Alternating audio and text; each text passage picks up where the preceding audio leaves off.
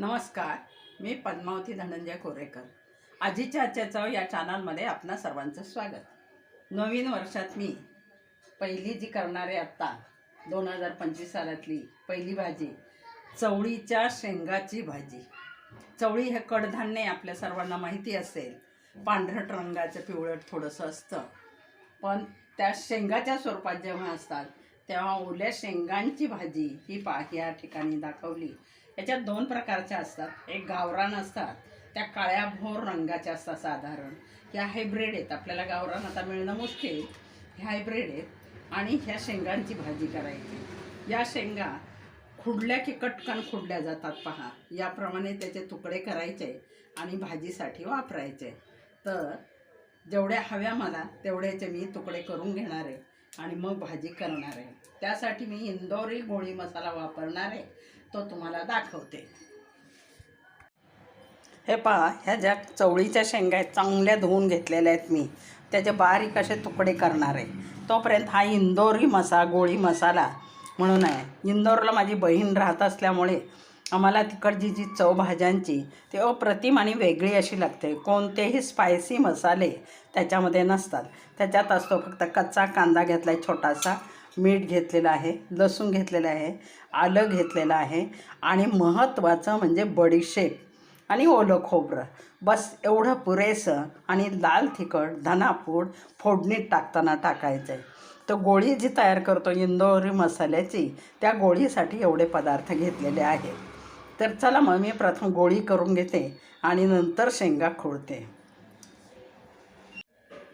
हे पहा, आता हा मसाला परतण्यासाठी मी याच्यामध्ये याला तेल सपक लागतं. मात्र 1 चमचा 1.5 चमचा तेल त्याच्यामध्ये लागतं, तर ते मी याच्यात टाकलेलं आहे.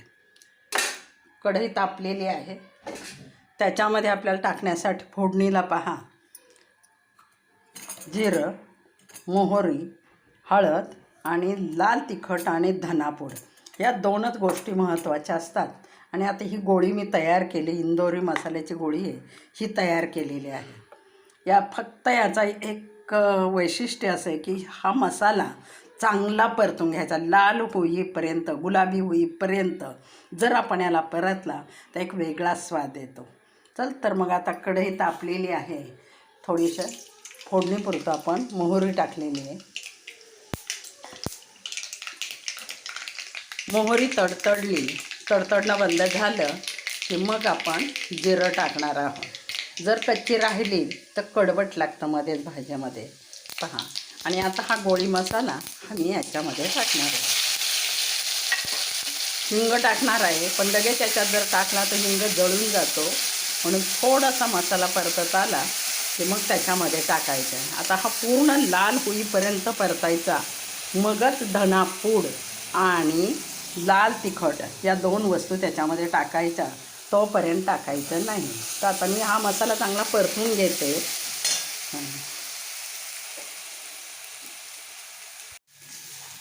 हे पहा, आता हा मसाला गोळी जी काढलेली आहे ती परतत आली, जरा गुलाबी रंग आलेला.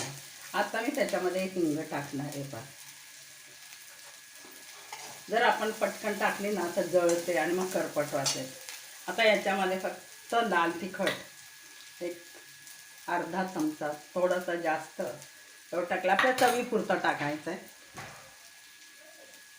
थोडीशी हळद आणि धनापूड 1 चमचा टाकणार आहे. बाकी आपल्या गरम मसाल्यातला कुठलाही मसाला याच्यात वापरायचा नाही. आणि थोडंसं मग तिखट टाकल्यानंतर हलवायची मात्र काळजी घ्यायची नाही, तर जळतो मग मसाला लगेच. तर पहा, हा असा मसाला परतून घेतला, लाल झालेला आहे.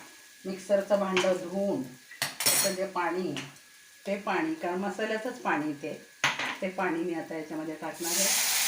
आणि थोडा वेळ पुन्हा त्याला परतायचं चांगलं. हे पहा, याप्रमाणे.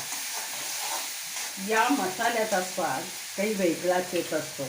आणि ह्या धुतलेल्या चवळीच्या शेंगा 3 वेळा धुवून घेतल्या, त्या आता याच्यामध्ये टाकणार आहे.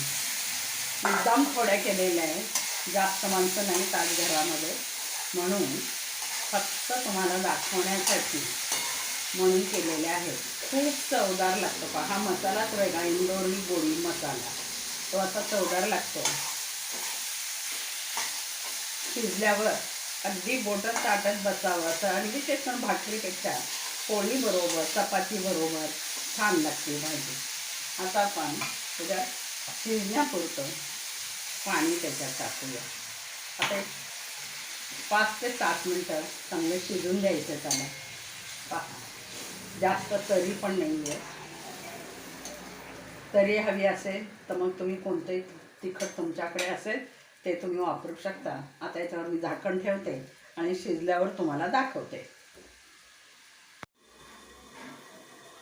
हे पहा, आपली भाजी तयार झालेली आहे. आता 10 मिनटं बरोबर शिजायला लागलेली. त्याला गॅस बंद केला आणि भाजी काढली.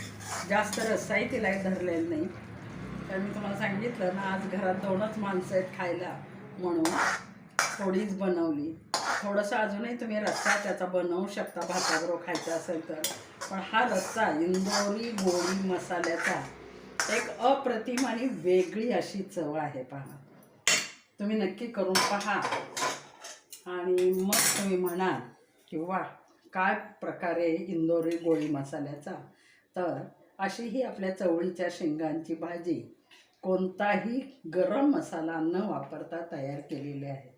मग तुम्ही नक्की करून पहा आणि माझ्या चॅनलला लाईक करा, शेअर करा आणि सबस्क्राईब करून मला कमेंटद्वारे कळवा की इंदोरी गोळी मसाल्याची चव काय लागते ती.